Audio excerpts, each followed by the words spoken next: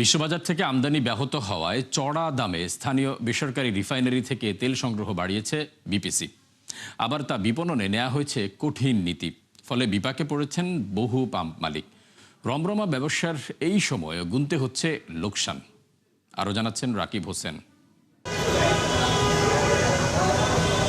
সম্প্রতি octane, petrol ও ডিজেলের দাম বৃদ্ধির সঙ্গে বাড়ানো হয়েছে পাম্পগুলোর কমিশন।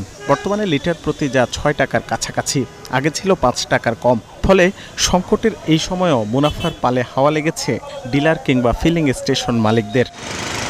এই যেমন মিরপুরের সুমাত্রা ফিলিং স্টেশন, গড়ে ৩৫,০০০ লিটার অকটেন বিক্রি করে দৈনিক মুনাফা হচ্ছে ২ লাখ টাকা, মাসে যা প্রায় ৬০ লাখ। একইভাবে মুনাফা করছে অন্য সব সচল পাম্প। লিটার হিসেবে বলে লিটারে ৩ টাকার বেশি থাকে না, ডিজেলে ২.৫ টাকা এরকম থাকবে। অকটেনে আমাদের ইভাপোরেশন লসটা বেশি হয়। যে তেলটা পাচ্ছি এই তেল দিয়ে আমার এখন পর্যন্ত সকাল ১০টা ১১টা পর্যন্ত কাভার হচ্ছে, এরপর একটু গ্যাপ থেকে যাচ্ছে। কিন্তু এমন রমরমা বাণিজ্যের মাঝেও বহু ফিলিং স্টেশন বন্ধ রয়েছে মাস জুড়ে। এই যেমন গাজীপুরের মুকুল ফিলিং স্টেশন। চলতি মাসের শুরুতে মাত্র ৪,৫০০ লিটার অকটেন বরাদ্দ পায় প্রতিষ্ঠানটি, যা শেষ হয় একদিনেই। এরপর থেকে বন্ধ রয়েছে বিক্রি। মূলত গেল বছর এই সময়ে ভিন্ন উৎস থেকে তেল সংগ্রহ করায় এখন গুনতে হচ্ছে লোকসান।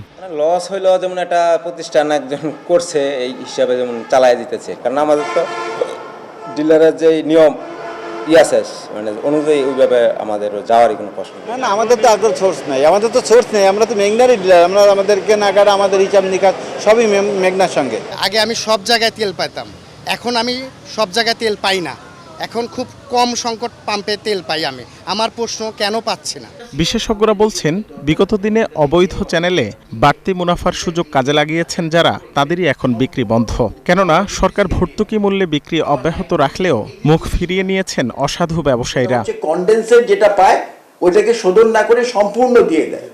আরেকটা হচ্ছে যেটাকে ওরা শোধন করে, যেটা বিপিসিতে যাওয়ার কথা সেটা ওখানে দিয়ে দেয়। তো এইটা অনেক দিন ধরে চলছে এবং এই কারণে আমরা জানি যাদের ভালো ভালো গাড়ি আছে তারা ঢাকার বাইরে কোনো পাম্পে নিতে চায় না, ইভেন ঢাকার মধ্যেও অনেক পাম্পে নিতে চায় না। বিপিসির তথ্য মতে সংকটের শুরু থেকে সুপার পেট্রো, অ্যাকোয়া ও পেট্রোম্যাক্সের মতো বেসরকারি রিফাইনারিগুলো থেকে অকটেন, পেট্রোল ও ডিজেলের আমদানি বেড়েছে। ফলে বিগত দিনে এই প্রতিষ্ঠানগুলোর বাড়তি উৎপাদন কোথায় সরবরাহ হতো সেই প্রশ্ন তুলছেন বিশেষজ্ঞরা। আমাদের অকটেন আর পেট্রোলের এই পুরা সমষ্টিগত যে ডিমান্ড, এটা কন্ট্রোলের মধ্যে, এবং মিডল ইস্ট ক্রাইসিসের মধ্যেও আমরা এটা ম্যানেজ করতে পারতাম, কিন্তু কি কারণে এটা যে কন্ট্রোলের বাইরে চলে গেছে এটা খুব ভালো করে অনুসন্ধান করে দেখা উচিত। তবে জ্বালানি তেলের গ্রাহকদের ভোগান্তির পেছনে আরেক বড় কারণ বর্তমানে বিপিসির সংকোচন নীতিও। রাকিব হোসেন, ৭১, ঢাকা।